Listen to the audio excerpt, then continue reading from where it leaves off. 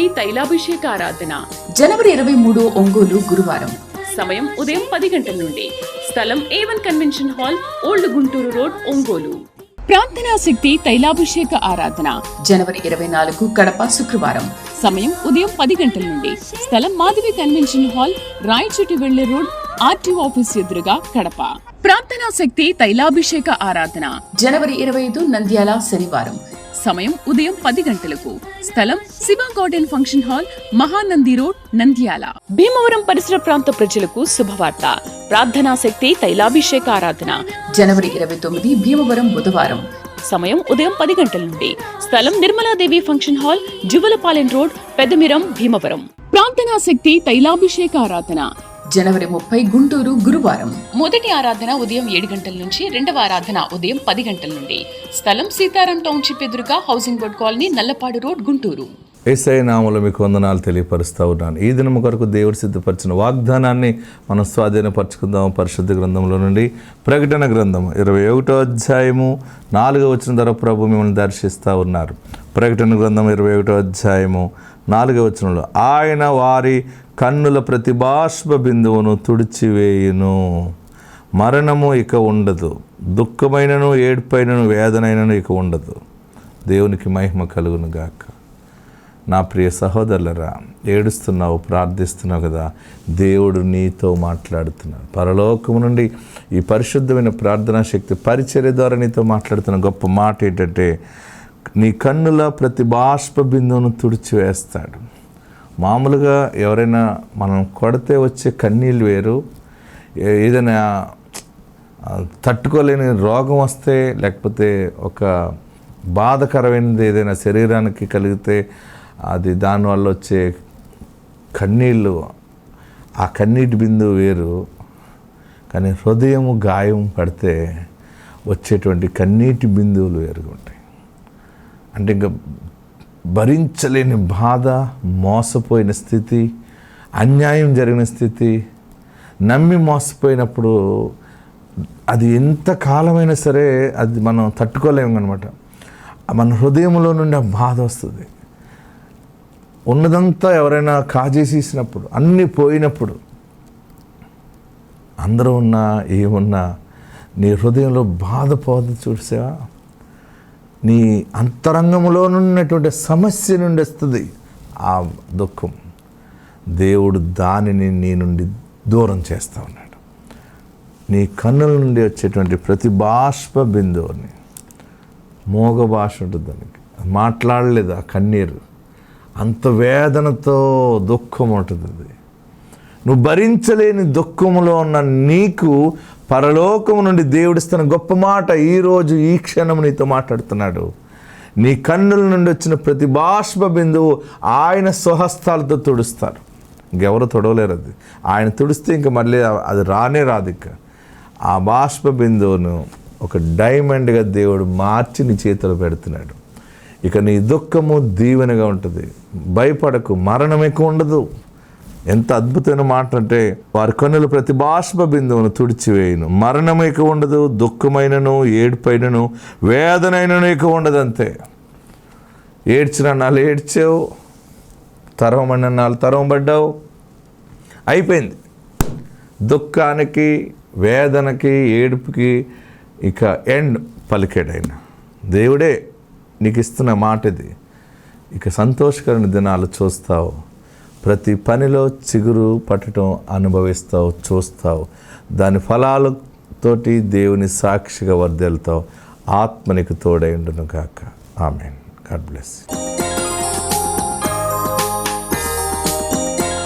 కీర్తన 41వ అధ్యాయాన్ని మనం ధ్యానం చేసుకుందాం. మొదటి వచనం, బీదలను కటాక్షించువాడు ధన్యుడు, బీదలను కటాక్షించువాడు ధన్యుడు, ఆపత్కాలమందు యెహోవా వానిని తప్పించును,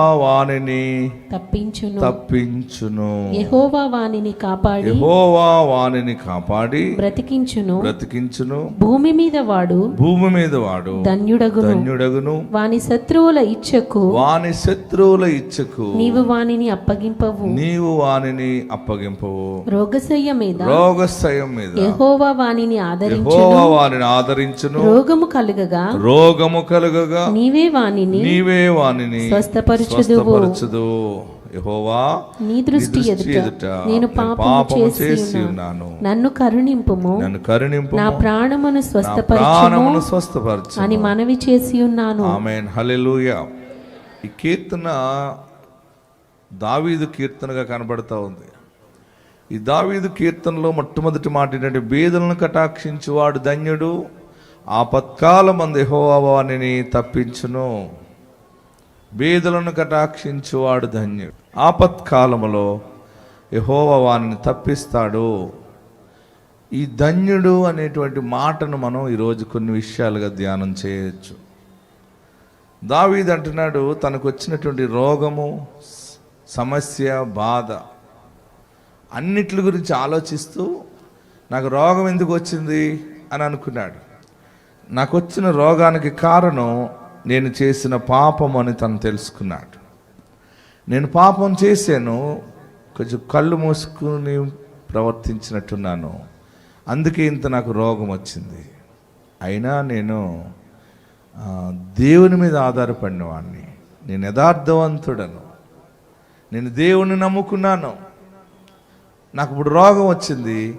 ఈ రోగం వచ్చినప్పుడు నేను ఆయన వైపే టర్న్ అవుతున్నాను. నేను ఆయనను అడుగుతాను. ఒకటి, నాలో అన్ని క్వాలిటీస్ ఉన్నాయి. ఏమనుకుంటాడు? నాలో అన్ని అర్హతలు ఉన్నాయి, కానీ నేను కొంచెం దేవునికి విరోధమైన పాపం చేశాను, నాకు ఇట్టి బలహీనత కలిగింది అని మనసులో అనుకుంటూ ఆయనే ఈ మాటలు చెప్తున్నాడు అనమాట. బీదలను కటాక్షించేవాడు ధన్యుడు. అలాగ బీదలను కటాక్షిస్తే, నీ ఎదుట నమ్మకంగా ఉంటే, ఆ మనుషుడికి ఏదైనా కష్టం వస్తే నువ్వు బాగు చేస్తావు, సహాయం చేస్తావు అని చెబుతూ ఆయన అంటున్నాడు, నేను నీ దృష్టి ఎదుట నేను పాపము చేసి ఉన్నాను, నన్ను కరుణింపుము, నన్ను కరుణింపు. ప్రియులరా, చాలా ఒక రియలైజ్ అవుతున్నాడు, దేవుని ఎదుట ఒప్పుకుంటున్నాడు. అయితే ఈయన మాట్లాడిన మాట ఏంటంటే, ఇతనికి రోగం వచ్చినప్పుడు, బాధ వచ్చినప్పుడు అన్నీ ఒకసారి వస్తాయి. బాగా గుర్తుపెట్టుకోండి. రాజ్యంలో కలకలు కూడా, శత్రుత్వం కూడా అప్పుడే వస్తుంది. ఈ ఫైనాన్షియల్ స్ట్రగుల్ వచ్చినప్పుడు, ఆర్థిక సమస్య వచ్చినప్పుడు కుటుంబంలో కూడా భేదాభిప్రాయాలు వస్తాయి. అలాగనే మనకు అనుకోకుండా శత్రువులు కూడా అప్పుడే బలంగా దాడి చేస్తారు, మనం అప్పుడే వాళ్ళకు దొరికేస్తాం.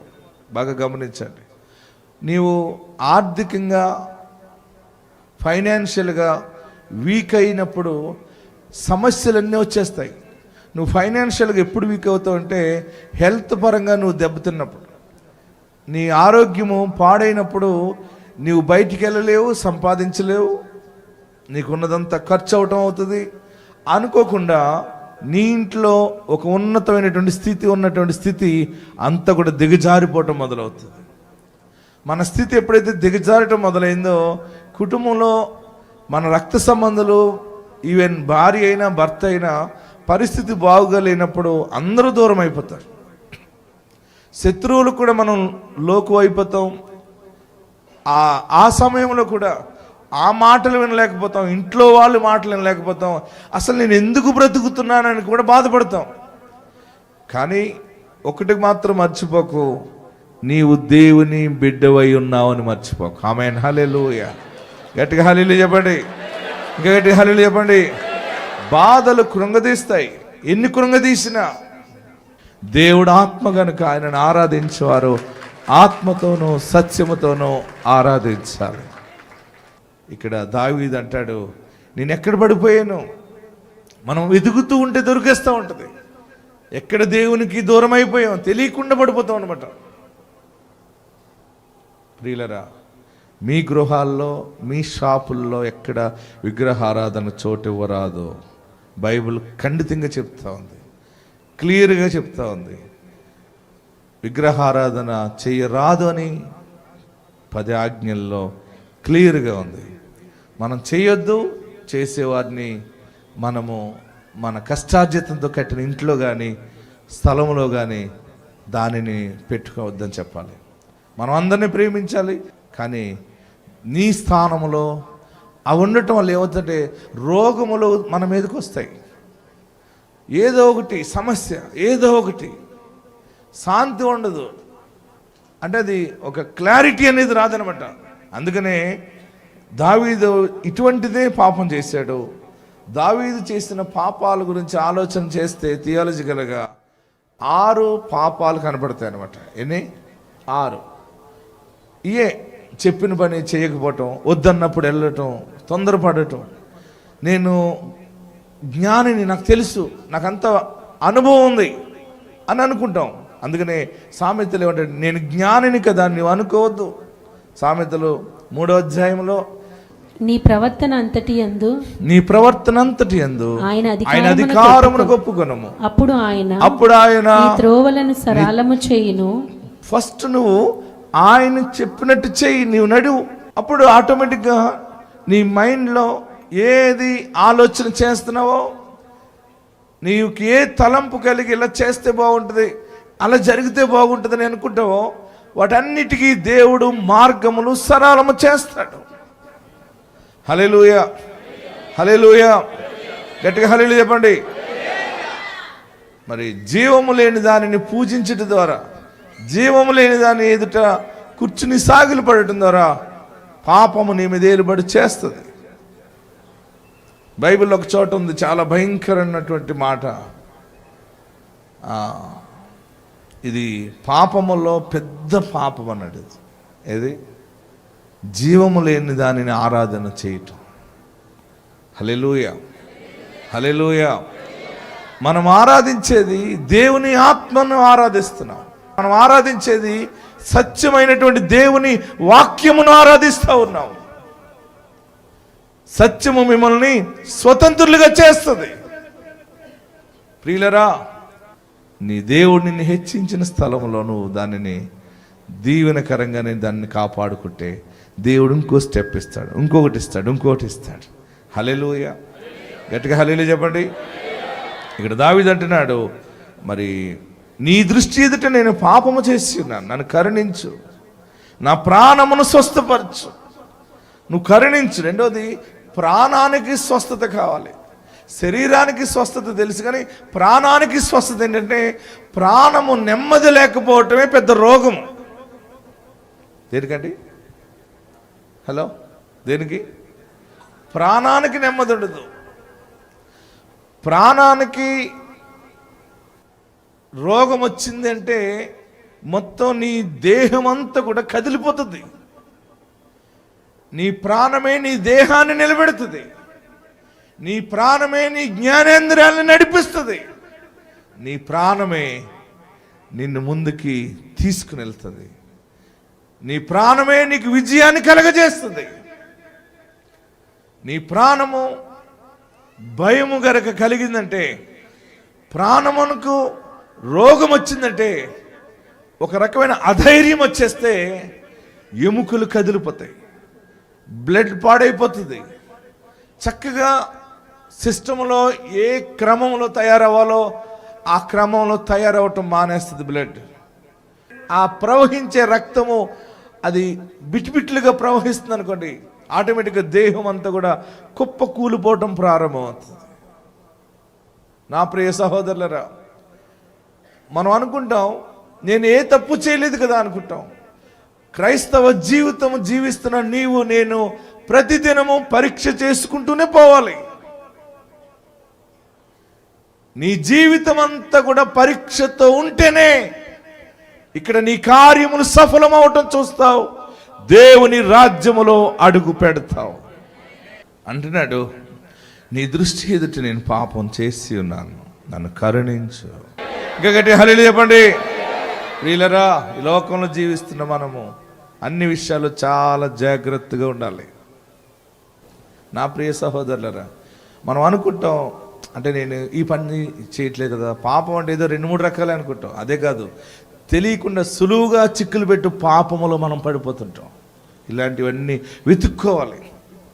సులువుగా చిక్కుల్లో పడిపోతుంటాం అన్నమాట. దావీదు అంటాడు, నీ దృష్టి ఎదుట నేను పాపం చేశాను, ఓకే నన్ను క్షమించు. నేను కొన్ని సమయాల్లో దావీదు నటించవలసి వచ్చింది. ఏం చేయవలసి వచ్చింది? నటించవలసి వచ్చింది. నటన ఒక చోట ఏమన్నాడంటే, ఈ విచారణైనా క్షమిస్తాను కానీ నటించే వారిని క్షమించను అన్నాడు. అది ఇంకా పెద్ద సిన్ అనమాట. నటించకండి. కొన్ని సమయాల్లో మనం స్కిట్ ప్లే చేయవలసి వస్తుంది.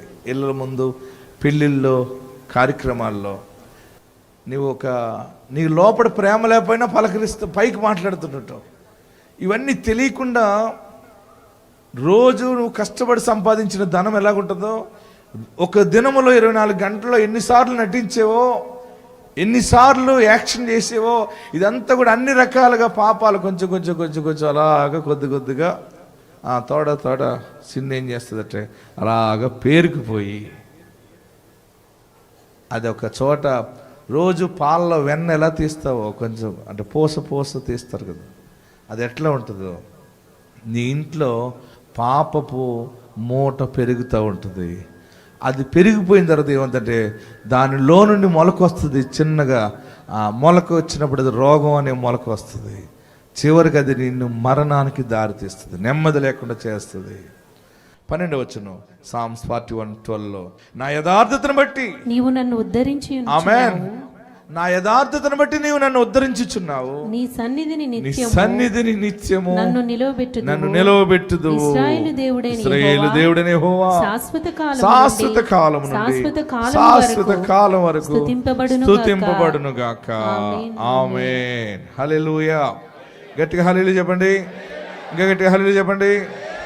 యథార్థత అంటే నోట్ చేసుకోండి. యథార్థత అంటే ఏక మనస్సు కలిగి ఉండుట, ఒకే మనసు అనమాట. యథార్థత అంటే ఒకే హృదయం, ఏక మనస్సు, ఒకే మనస్సు, ఒకే హృదయం, ఒక యజమానుని సేవించటం. ఇది యథార్థత. ఏంటి? ఒక్క హృదయం, ఒకే హృదయం మనకు ఉండాలి, ఒకే మనసు ఉండాలి, ఒక్క యజమానున్నే సేవించాలి. హల్లెలూయా. గట్టిగా హల్లెలూయా చెప్పండి. మనల్ని ఆయన చూస్తాడు. మనల్ని చుట్టాలు, బంధువులు, స్నేహితులు చూస్తారు, దేవుడు చూస్తాడు. కానీ దేవుడు చూసేది నీ స్వభావాన్ని చూస్తాడు ఆయన. మనుషులు నిన్ను చూసేది నీ ప్రవర్తన చూస్తారు. మనుషులు మన ప్రవర్తనను చూస్తారు, ఇంకెంతకంటే మన లోపల చూడలేరు వారు. మన ప్రవర్తన బట్టి మనల్ని గౌరవిస్తారు. ప్రవర్తన ద్వారా వచ్చేది ఏంటంటే గౌరవం. ఏంటండి? ప్రవర్తన, గౌరవం కలిసి ఉంటాయి. హల్లెలూయా.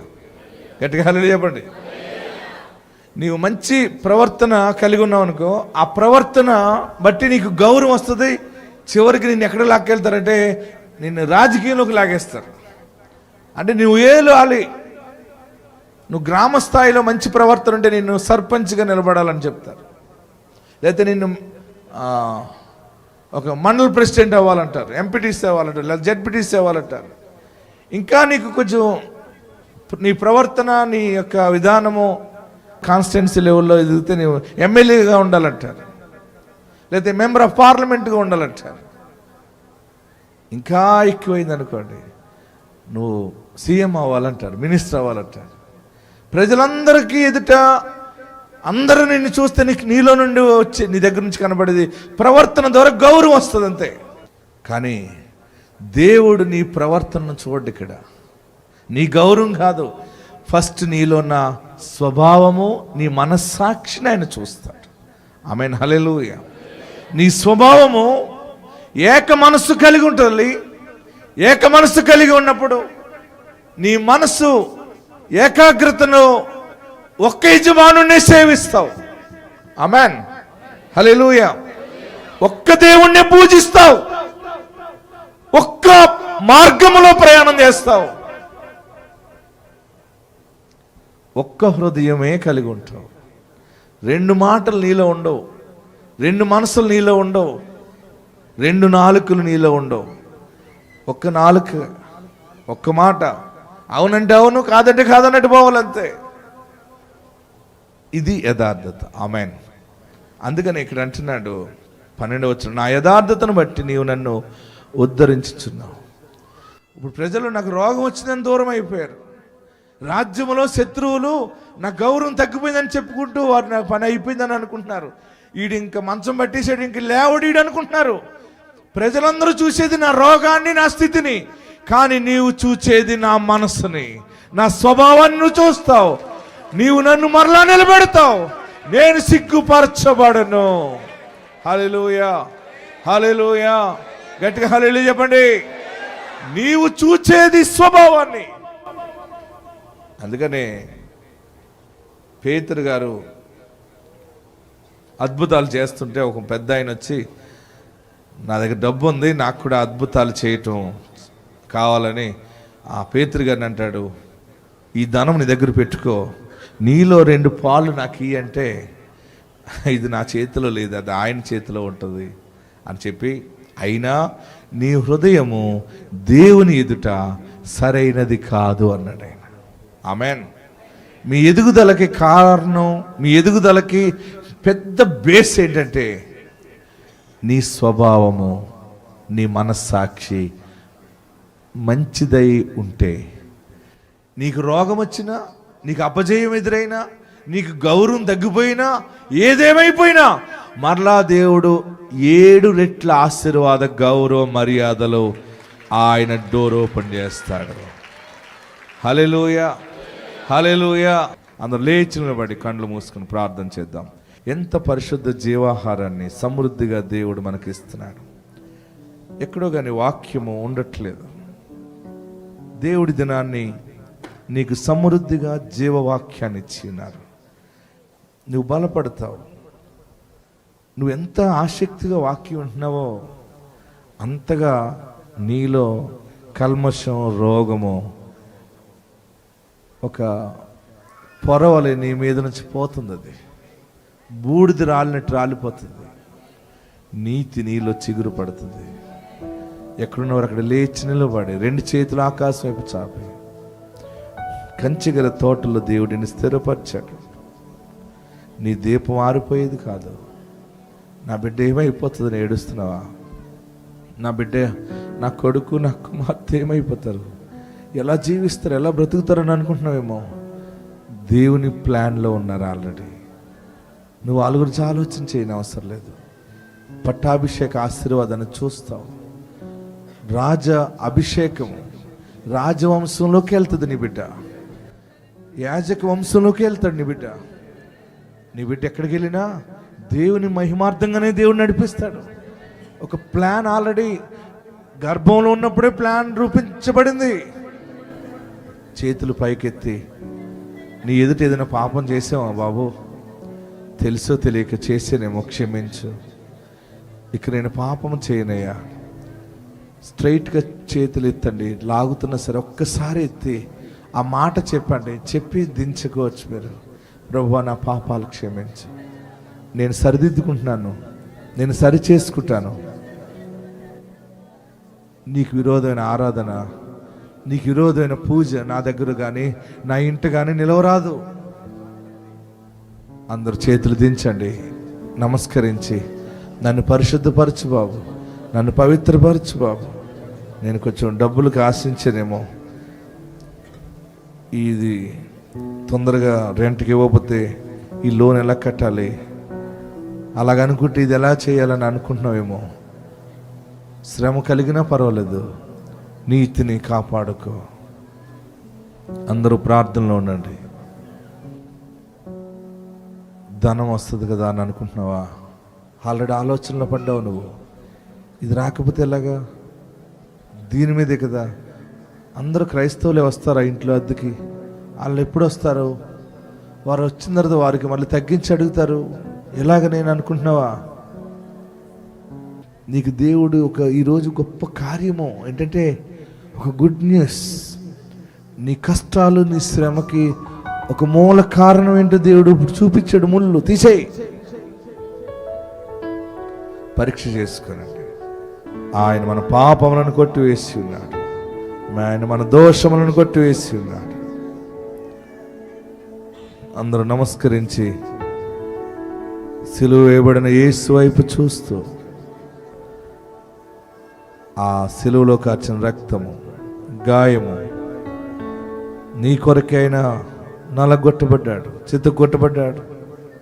తెలుసో తెలియక ఇంతవరకు ఏదైనా చేస్తే పరమ తండ్రి ఎదుట నన్ను మళ్ళా చేర్చుకోవా బాబు.